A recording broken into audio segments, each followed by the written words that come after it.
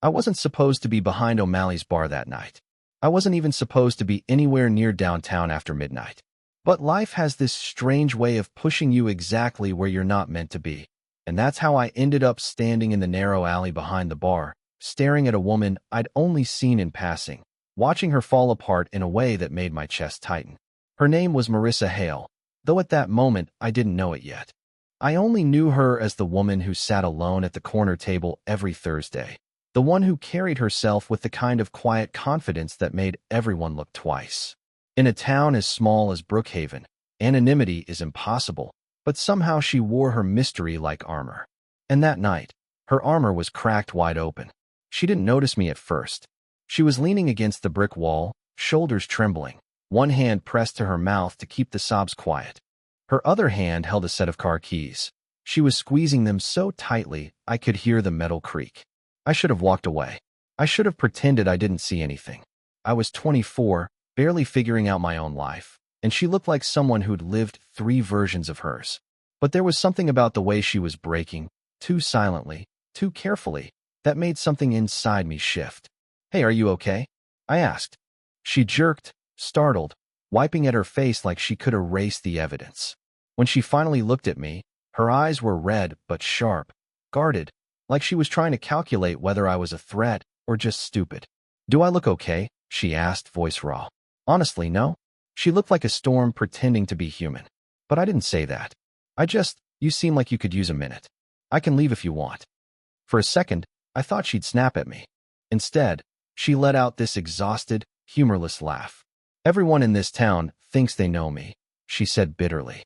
"You're the first one who's asked instead of assuming." I didn't know what she meant, but before I could ask, she straightened, pulling her coat tight like she was sealing herself back up. "You're Ethan, right?" she asked. I blinked. "Yeah. How do you know my name?" She shrugged. "Small town." Then after a beat, softer, "And you're one of the few people who doesn't stare." I didn't know what to say to that, so I said nothing. She walked past me toward the parking lot, and I thought that would be the end of it. A strange midnight encounter. A moment we'd both pretend never happened. But just as she reached her car, she stopped, turned back, and studied me like she was seeing me for the first time. "Do you ever feel like you're stuck in a life you didn't choose?" she asked. I froze. "Yes," I admitted. "All the time." Something flickered in her expression. Recognition? Relief? I couldn't tell. She nodded once. "Good. Then you'll understand more than most." That was the night everything started. Before the rumors, before the small-town whispers, before the late-night conversations and the accidental closeness, and the way she slowly became the one person I couldn't stop thinking about. Before I realized she wasn't just older. She was carrying wounds I wasn't sure I was old enough to understand. I didn't know it then, but the moment she asked that question, our lives started weaving together in ways that would pull me into a world far more complicated than anything I'd ever imagined. And the truth is, I didn't want to walk away. Not from her. Not anymore. I didn't expect to see her again so soon. After that night behind O'Malley's, I figured Marissa would go back to her quiet, self-contained world, and I'd go back to mine. Our town wasn't big, sure, but people here had mastered the art of pretending things never happened. It's how everyone survived everyone else's gossip. But 2 days later, I walked into Harper's grocery to grab a few things for my mom. And there she was, standing in the produce aisle, staring at a pile of apples like they'd personally betrayed her. For a moment, I thought about ducking away. I wasn't embarrassed exactly, just unsure. That night had been raw, too intimate for strangers. But before I could retreat, she looked up and caught my eye. "Ethan," she said, like she was surprised she remembered my name. "Hi." "Hey," I replied, trying to sound casual, even though my heart was doing something stupid. She looked better, put together, composed. Her coat was classy, her makeup subtle but perfect. If I hadn't seen her breaking down in an alley, I might have believed she was the type who never cracked. But now that I knew, it was impossible not to see the faint tiredness beneath the surface. "What brings you here?" she asked. "I live here." I joked lightly, then winced. I live in town. Not the aisle." To my relief, she actually smiled. A real one this time. And it transformed her completely. She didn't just look older than me. She looked brighter, sharper, like someone who'd lived enough life to appreciate the small things, but not enough to stop fighting for the big ones. She picked up an apple, rolled it in her palm, then put it back down like the decision required too much commitment. I needed a reason to get out of the house, she admitted. Sometimes staying alone with your thoughts isn't the best idea. I hesitated, then said, if you ever need someone to distract you, I'm pretty good at talking about nothing.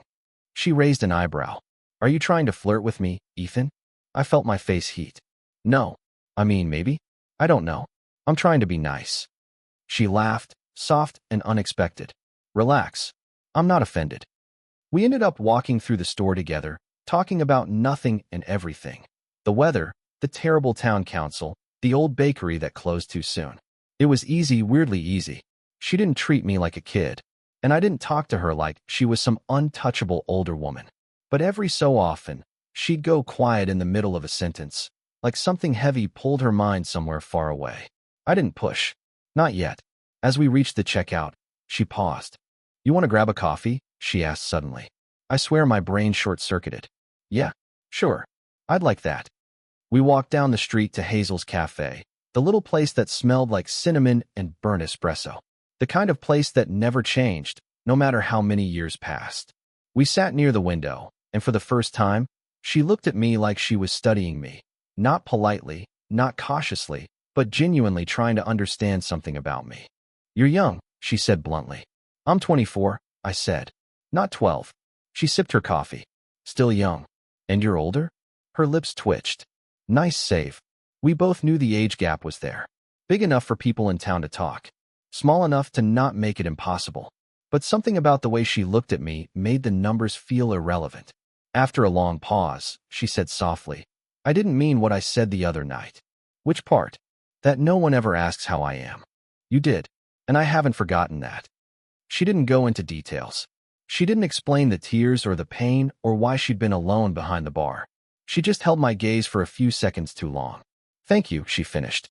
And in that moment, I realized something simple and dangerous. I wanted to know everything she wasn't telling me. I didn't expect our coffee to turn into a pattern, but somehow it did. It wasn't planned. It wasn't talked about. It just happened. First once a week, then twice, then every couple of days. And every time, it felt like she was letting me see a little more of her. Not enough to understand everything, but enough to keep me wanting more. I didn't know if that made me naive or just human. One afternoon, about a week after the grocery store run, I walked into Hazel's Cafe and saw her already sitting there, stirring her coffee even though it was clearly already mixed. She glanced up the moment I approached. You're late, she said, though there was a teasing note in her voice. I wasn't aware we had a schedule, I replied, sitting down. We don't, she said lightly, then added, but you're still late. I rolled my eyes, and she smirked. For a moment, it felt almost normal, like we were just two people grabbing coffee. No age gap, no ghosts, no small-town eyes watching us from every corner. But small towns never let you forget their presence. I heard it before she did. The subtle, judgmental hush spreading through the cafe as Mrs. Holloway, the self-appointed surveillance system of Brookhaven, walked in. Her eyes landed on us, and I swear she squinted like she was scanning for incriminating evidence. Marissa noticed my glance shift and sighed, not even turning around. Who is it? She asked. Holloway, I whispered. She groaned. Of course. You get used to it, I said. No, Ethan. You grew up here. You're born with that immunity gene. The rest of us, not so much. I raised an eyebrow. The rest of us? You've been here, what, 3 years now? She paused. Her spoon stopped moving. 2.5, she corrected quietly. Something in her tone changed. A softness. Or maybe a wound. You moved here alone? I asked gently. Her jaw tightened. Yes. I didn't push. I wanted to. God, I wanted to. But every time she offered a piece of her past, she did it like she was handing over something fragile, something that could break if I touched it wrong. Instead, I changed the subject. You ever notice how every cafe in town plays the same 4 songs? I asked. She huffed a faint laugh, appreciative of the lifeline. If I hear that acoustic cover of Landslide one more time, I'm moving again. You won't, I said without thinking. She looked at me sharply. How do you know? I swallowed. I didn't. But something in me resisted the idea of her leaving, disappearing, becoming just another person I almost knew. Because, I said, trying to sound casual. We haven't finished arguing about your terrible taste in pastries. Her eyes softened, just slightly, but enough. Is that so? She murmured. Then I guess I'll stay. For now. We sat in silence for a moment, but it wasn't awkward. It was thick, charged. The kind of silence that means both people are thinking too much and not enough at the same time. Then she said something I didn't expect. You remind me of someone I used to know. I frowned. Is that a good thing or a bad thing? I haven't decided yet. Before I could ask more, before I could even figure out what she meant, a man walked into the cafe. He was tall, mid-40s maybe, wearing a suit that didn't fit the town's aesthetic. He scanned the room with the precision of someone who'd been here before but didn't want to be recognized. And the moment his eyes landed on Marissa, her entire body stiffened. She didn't turn toward him. She didn't move at all. But her hand, resting on the table, closed into a tight fist. Marissa, I murmured. Her voice dropped to a whisper. Don't look at him. Why? Because he's not supposed to be here. The man started walking toward our table. Slowly, purposefully, like he had every right to. I felt something in my chest tighten. Who was he? Why did he know her? And why did she look terrified? He stopped right at our table. Marissa didn't look up, but I could see her breathing shift, shallow, controlled, like she was bracing for impact. The man stood there for a moment, eyes flicking between the two of us as if he were assessing the situation, calculating his next move. Marissa, he said finally. Her jaw tightened. Daniel. Daniel. The name hit something in me. Not jealousy, something sharper. Like the edge of a story I hadn't been told yet, the part she kept locking behind her eyes whenever I asked anything real. What are you doing here? She asked, still not looking at him. I could ask you the same, he replied. I live here. He forced a smile that didn't reach his eyes. That was your choice, not mine. That was when I realized something important. This wasn't an acquaintance. This wasn't a coworker or some casual connection. This was someone from her past, the kind that leaves scars instead of memories. He finally turned his gaze to me. And you are? I sat up straight. Ethan. Her friend? He asked, emphasis heavy. I didn't answer. He smirked, as if the silence told him more than words. Marissa finally lifted her eyes to his. The shift was immediate. A wall. A mask. A version of herself she never used with me. You need to leave, she said quietly. Marissa, come on. I drove all the way from Mason County. I just want to talk. I don't, she said. Not here. And not with you. He exhaled through his nose, frustrated. We can't pretend forever. I'm not pretending. I'm done. He leaned in slightly, lowering his voice just enough that only we could hear. You can try to run from things, but that never worked for you before. My stomach dropped. Run? From what? From him? Daniel, she said, each syllable icy. Walk away. He straightened, glanced at me again, and for a split second, his expression changed, like he was reassessing me not as some harmless kid, but as a problem. Then he nodded to himself. Not to us, just to some silent conclusion he'd come to. Fine, but this conversation isn't over. He walked out without another word. The moment the door shut, the entire cafe seemed to exhale. Conversations resumed. Mugs clinked. The world moved again. But Marissa didn't. She sat completely still. Even her blinking slowed, like her body was trying to freeze itself in place. Marissa, I said gently. Who is he?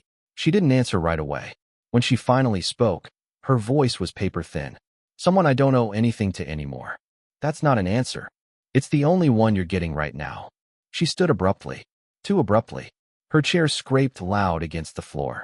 She grabbed her coat with shaking hands, trying to hide it by moving quickly. I need to go. Wait. Ethan, please, she said. Not now. She didn't raise her voice. She didn't cry. She wasn't angry. She was scared. Truly scared. And fear from someone as composed as Marissa felt like a warning the universe wasn't ready for me to understand. I stood up anyway. Let me walk you home. No, she said instantly. Absolutely not. Then I'll follow you just to make sure. Ethan. Her voice broke, not with weakness, but with a plea. Don't make this harder. I froze. She looked at me then. Really looked at me. In a way that told me she cared whether or not I got hurt. Please, she whispered.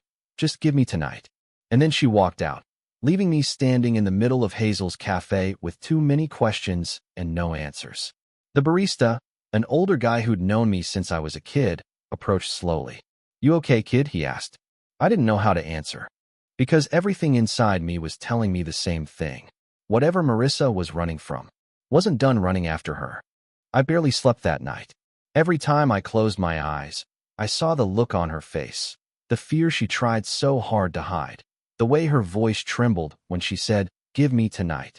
I didn't know what Daniel meant to her, or what he represented, but it was clear he wasn't just some ex or some unfinished chapter. He was a threat, and the part that scared me most wasn't him. It was how alone she was in dealing with him. By morning, I couldn't take it anymore. I didn't want to smother her, but I also couldn't just sit and do nothing. So I walked to her house, an older two-story place on the edge of Brookhaven, tucked behind a line of elm trees. I'd only seen it from a distance, never up close. Her car was in the driveway. That was a good sign, maybe. I hesitated before knocking. The neighborhood was quiet, the kind of stillness that made every sound sharper. When I finally rapped my knuckles against the door, I expected silence. Instead, I heard footsteps. Slow, reluctant. The door cracked open, and she peered out. Her hair was messy, her eyes tired, like she hadn't slept either. "Ethan," she said softly, "you shouldn't be here." "Good morning to you too," I replied, trying to keep my tone light even though my stomach was twisting. She stepped outside and shut the door behind her, as if she didn't want me seeing what was inside. "I told you I needed space. And I respected that," I said, "for one night. But Marissa, I can't pretend nothing happened yesterday." She looked away. "That's exactly why I didn't want you involved." "You didn't involve me," I said. "He did." Her eyes closed for a moment, as if she agreed, but wished she didn't. "He scared you," I said quietly. "I saw it. That doesn't mean you need to save me. I'm not trying to save you. I just care." That last part hung in the cold morning air longer than anything else. Her lips parted slightly, like the words affected her more than she wanted. After a long moment, she exhaled. "You want to come inside?" she asked finally. "Yeah," I said. "I do." She opened the door for me. The interior of her house surprised me. It wasn't pristine or overly decorated like I expected. It felt lived in, warm, filled with plants and books and softly lit spaces. But there were signs of stress too.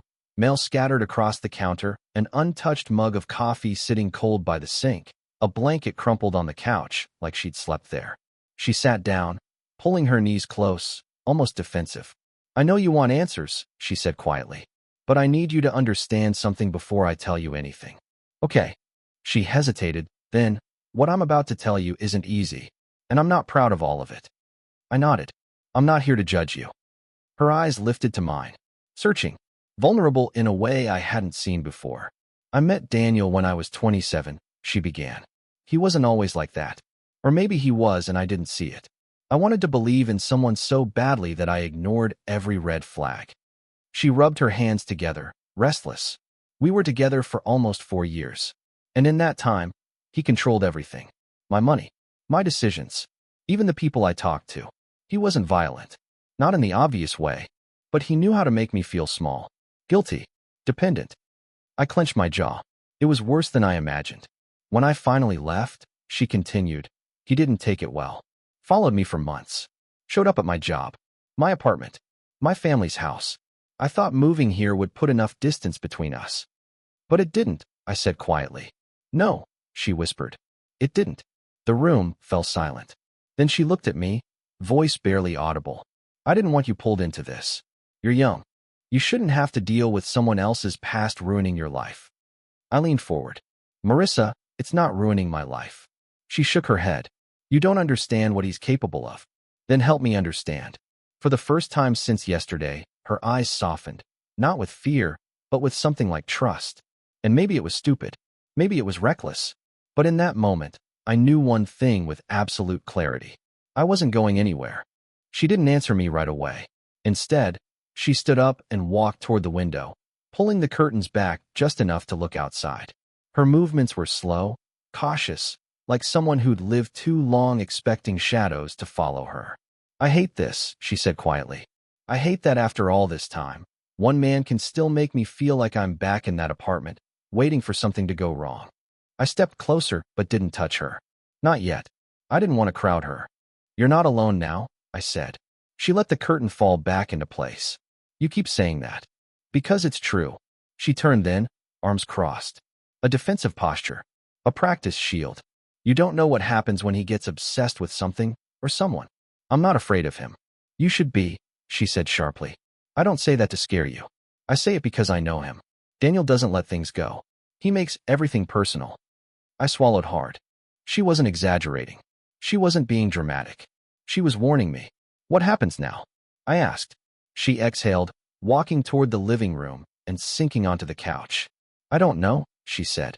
He's never come this far before, which means something must have set him off. I sat across from her. You think he followed you here? I think he's been keeping tabs on me longer than I realized. A chill crept down my spine. Does he know where you live? I never told him, she said. But he knew where I worked without me telling him that either. The fear in her voice wasn't dramatic. It was earned. Then she did something unexpected. She reached for my hand. Not desperately. Not romantically. Something in between. A quiet plea for grounding. I'm sorry, she said. You didn't sign up for this. I'm here because I want to be. Her eyes softened, but confusion flickered there too, like she couldn't understand why someone my age would willingly step into the mess of her life. You don't even know me, she whispered. Then tell me. I said. Show me who you are, not who he tried to turn you into. She looked down at our hands, then slowly pulled hers back, not rejecting me, just gathering herself. You really want to know? She asked. Yes. She stood again, pacing. When I was younger, I thought my life would look different. I wanted a career, travel, maybe a family someday, something stable. But then I met him, and everything got smaller. I stopped recognizing myself. She paused, voice trembling just slightly. When I left him, I came here to start over. I wanted to rebuild. I wanted a life that didn't revolve around fear. And for a while, I actually had that. She looked at me then. Until you. I asked gently. Until you, she admitted. But in a good way, she added quickly. It felt like something waking up. Something I thought I'd killed off years ago. Her cheeks flushed slightly, as if the honesty embarrassed her. And that scared me too, she said. Because you're younger, and because you deserve someone who isn't dragging chains behind her. I shook my head. Age doesn't scare me. Your past doesn't scare me. The only thing that scares me is the idea of you dealing with all this alone. For the first time, she didn't argue. She sat again, but this time closer to me. What if he comes back? She asked softly. Then we deal with it. That's not your responsibility. You're not a responsibility, I said. You're someone I care about. Something in her eyes shifted, like the wall she kept between us cracked just a little. Before either of us could say anything else, a loud, sharp knock echoed through the house. She froze. I felt the adrenaline spike in my chest. Another knock, harder this time. Marissa's face went pale. That's him, she whispered. I stood up.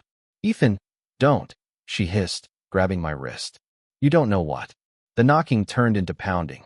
Whoever was on the other side wasn't leaving. And every instinct in me screamed the same thing.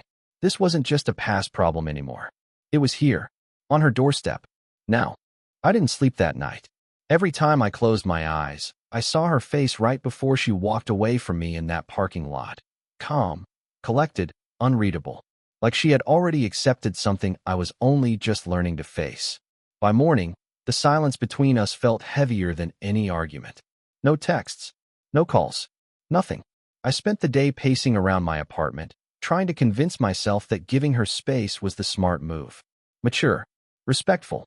But by evening, all I felt was the weight of everything I didn't say. How much she mattered. How different she was from every other woman I'd known. How badly I wanted her to stay in my life. So I grabbed my keys and drove to her place. Her townhome was dark except for the kitchen window light. I stood on her porch for a full minute before knocking, half convinced she wouldn't open the door. But she did.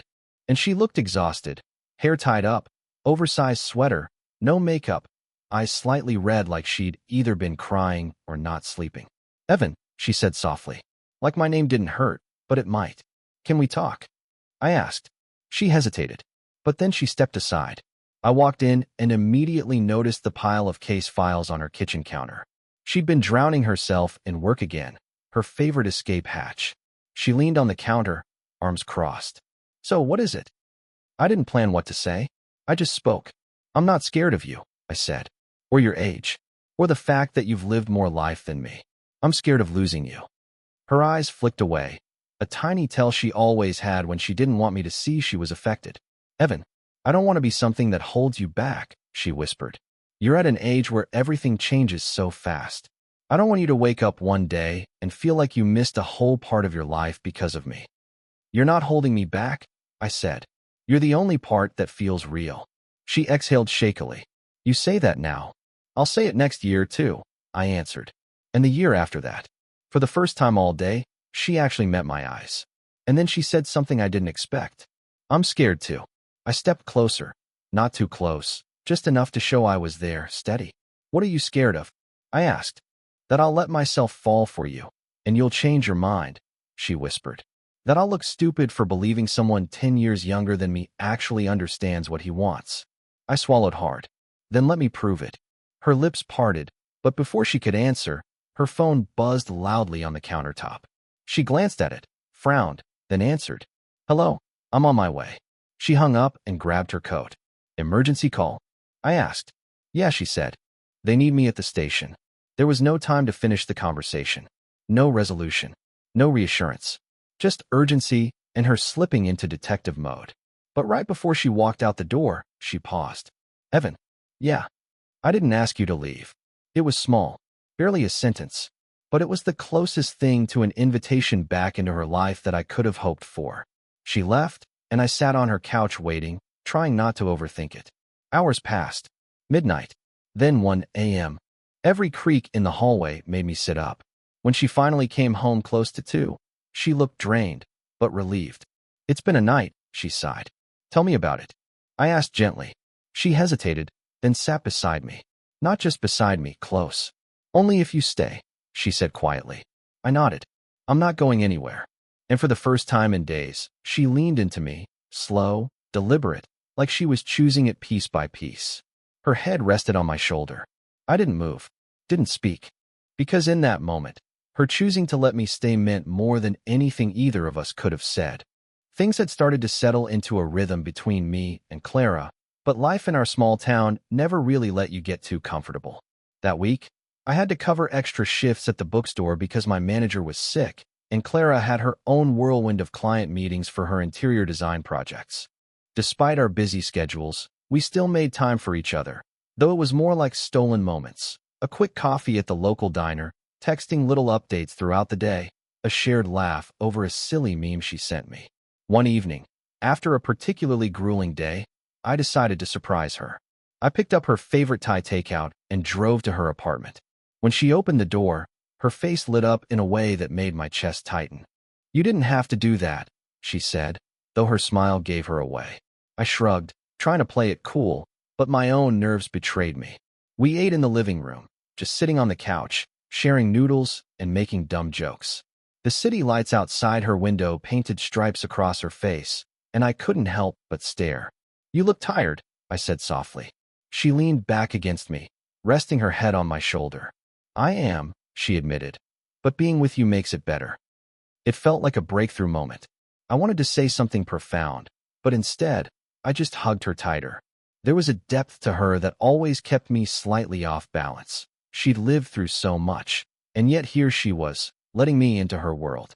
A week later, Clara invited me to one of her design exhibitions in a nearby city. It was a big deal for her, showcasing her latest work. I was thrilled, but also nervous. I didn't know anyone there, and I worried I might embarrass myself. Clara sensed it and squeezed my hand as we walked through the gallery. Relax, she whispered. You're here because I want you here. The exhibition was stunning. Clara's designs had always been impressive, but seeing them framed like this, in a professional setting, was something else entirely. People were talking to her, complimenting her, asking questions, and she handled it all with this elegant ease that made me feel proud and, honestly, a little intimidated. She noticed me hovering near the back, scanning the crowd like a protective hawk. She winked. Go on, mingle. I'll be fine. I made small talk with a few people, tried to laugh at their jokes, and didn't make a complete fool of myself, though I was hyper-aware of every detail around me. When I returned to her side, Clara gave me a warm, approving smile. See? You survived, she teased. After the exhibition, we walked to a quiet cafe nearby. The city smelled faintly of rain and exhaust, a smell that always reminded me of our first accidental meeting in the park. We talked about everything and nothing, our plans, old memories, the strange coincidences that seemed to follow us around. For the first time, I realized I wasn't just in awe of her anymore. I was deeply invested in our life together. But life wasn't done testing us. On the drive home, I got a call from my sister. She had discovered something that unsettled me. An old flame of Clara's had moved back into town. My stomach twisted. I didn't know why, but the news made my chest tight. Clara noticed immediately. "What's wrong?" she asked. I hesitated, then told her. She listened silently, then placed her hand over mine. "Dylan," she said softly, "he's in the past. You're in my present." Her words should have comforted me, but I couldn't shake the unease entirely. That night, I lay awake thinking about trust, time, and the fragile balance between past and present. The next morning, I made a decision. I couldn't let fear dictate my actions. I wanted to be fully present, to support her, to prove that we were stronger than any shadows from the past. Clara noticed the shift in me and smiled, that knowing smile that always melted my defenses. "Ready for another adventure?" she asked. I grinned. "Always." After that tense moment with Clara's past, I realized that our relationship had entered a new phase. It wasn't just about infatuation or stolen glances anymore. We were becoming a real team, navigating life together, complete with its unpredictability and messiness. I started noticing things I hadn't before. The subtle way Clara tapped her fingers when she was deep in thought, the tiny creases in her smile when she laughed too hard, the way she seemed to absorb a room and then quietly dominate it with her presence. One Friday evening, Clara suggested we take a spontaneous road trip to the nearby mountains. She didn't give me time to debate or plan. It was a classic Clara move, bold, impulsive, and somehow exhilarating. We packed a small bag, grabbed snacks, and hit the road. The town slowly faded behind us, replaced by rolling hills and winding roads. It felt like we'd left our old lives behind, if only for a little while. The drive was filled with laughter, music, and confessions. Clara revealed stories from her younger years, some embarrassing, some painful, all of them shaping the woman she had become. I shared my own stories too, some I had never told anyone, afraid they made me sound naive. She listened, genuinely, without judgment. It was during that drive I realized how rare it was to find someone who truly understood you, even without needing to explain everything. We stopped at a scenic overlook as the sun dipped below the horizon. The sky was painted in streaks of orange and purple, and Clara leaned against me, silent. I wanted to say something profound about life, love, or the universe, but instead I just held her hand, feeling the quiet strength in her grip. We didn't need words. The moment spoke for itself. Later that night, we stayed in a tiny cabin. The fireplace crackled, and we cooked a simple dinner together. It was messy, sauce splattered, plates clattered, but it was perfect in a chaotic, real kind of way. Afterwards, we sat outside under a blanket of stars, talking about dreams, fears, and everything in between. Clara admitted she had always been wary of relationships, of letting someone in too fully. I confessed that I'd been scared of failing, of being too young, too inexperienced, too naive to keep up with her life. And yet, despite all our fears, we were there, together. The next morning, we hiked a small trail. Clara challenged me to race to the top, laughing when I dramatically pretended to be exhausted halfway. At the summit, we looked down at the world below, tiny towns nestled in valleys, rivers glinting in the sun. I felt a surge of gratitude, not just for the view, but for her. For us. For this strange, unexpected connection that had started with a chance encounter in the park months ago. But life, of course, wasn't about to stay simple. When we returned to our town, we discovered that the bookstore had been broken into. My heart sank, not just for the store, but because the sense of security I had been clinging to suddenly felt fragile. Clara didn't panic. Instead, she grabbed my hand, and together we surveyed the damage. Broken glass, scattered books, but no loss of life, no real danger. Still, it shook us, reminded us that unpredictability was part of our lives, part of growing together. In the days that followed, we worked side by side to clean up the mess. It was exhausting, frustrating, but it also brought a strange sense of closeness. There's something about facing adversity together that deepens a bond in ways easy days never can. Clara made me laugh more than once, teasing me about my meticulous book arranging, while I mocked her perfectionist tendencies in decorating the display shelves. Through it all, I realized that love wasn't just about the grand gestures or stolen kisses. It was in the quiet moments, the shared glances, the inside jokes, the knowing that someone had your back when the world tried to knock you down. Clara and I were learning that lesson every day, and though challenges still lay ahead, I felt ready. By the end of that week, we sat on her balcony, sipping coffee and watching the sunset. I reached for her hand. "We've been through a lot," I said. She nodded, squeezing my fingers. "And we'll go through more," she replied.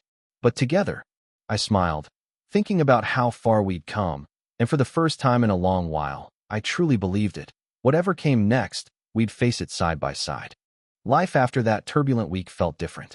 Clara and I had survived challenges, confronted fears, and faced uncertainties together, and it had forged a bond that felt unshakable. Yet, as any relationship proves, love isn't about perfection.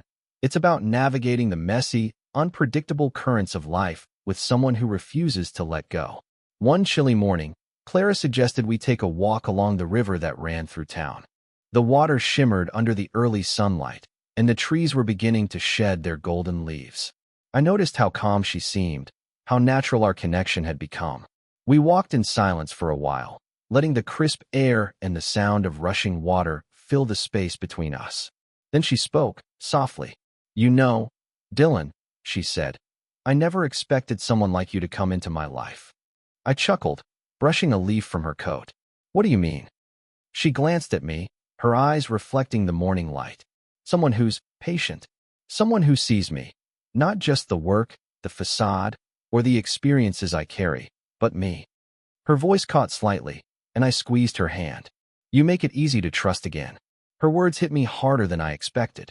In that moment, I realized just how much we'd grown together. We had learned to communicate, to navigate misunderstandings, to face past shadows without letting them control our present. Clara had opened her world to me, and I had done the same. Later that day, we ran into some friends at the local market. Clara had always been social, confident in navigating crowds, while I tended to hover in the background. But this time, I felt secure, not because I had changed, but because Clara and I had become a team. She laughed at something I said, and that sound, that lightness, made me feel at home in a way I hadn't before. As the weeks went by, our life together settled into a new rhythm. Work, hobbies, small-town routines, they didn't feel mundane anymore. We celebrated tiny victories, like finishing a big project at Clara's firm or organizing a special event at the bookstore. We comforted each other during setbacks, held each other accountable, and reminded each other why we chose to build a life together.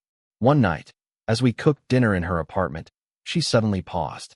"You know," she said, chopping vegetables with a precise rhythm, "I've been thinking about the future. Us." I froze, knife in hand. Clara rarely talked about that so directly. "Yeah," I managed, trying to sound casual. She turned to me, eyes sparkling with a mix of excitement and vulnerability. "I don't want to rush, but I also don't want to waste time. I want us to keep building together, to make a life that's ours, wherever it leads." I put the knife down and crossed the small kitchen, taking her hands in mine. "Clara, I want that too, more than anything. And I think we can do it, because we've already shown we can handle anything life throws at us." We laughed, hugged, and then sat down to eat, feeling the warmth of the apartment and each other's presence. It wasn't a dramatic declaration or a cinematic gesture.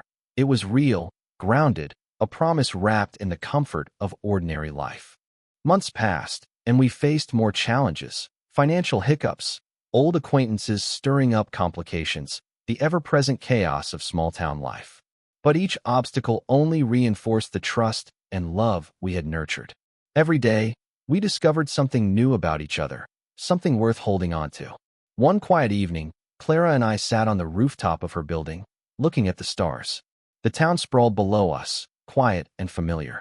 I turned to her and whispered, "I can't imagine my life without you." She smiled, leaning against me. "Good," she replied, "because you're stuck with me." And in that moment, I realized that love wasn't about age, about experience, or even about avoiding hardship. It was about finding someone whose presence made the chaos of life feel manageable, whose laugh became your favorite sound, whose hand was the only one you wanted to hold through everything. Clara and I had found that in each other. The sun rose the next morning, and we watched it together, as we had countless times before, knowing that whatever came next, good, bad, or unexpected, we would face it side by side. Because that, I realized, was the essence of our story. Two people from different worlds, different stages of life, learning that love wasn't about perfection. It was about persistence, trust, and the courage to keep choosing each other every single day. And for the first time, I felt certain of one thing. We were exactly where we were meant to be.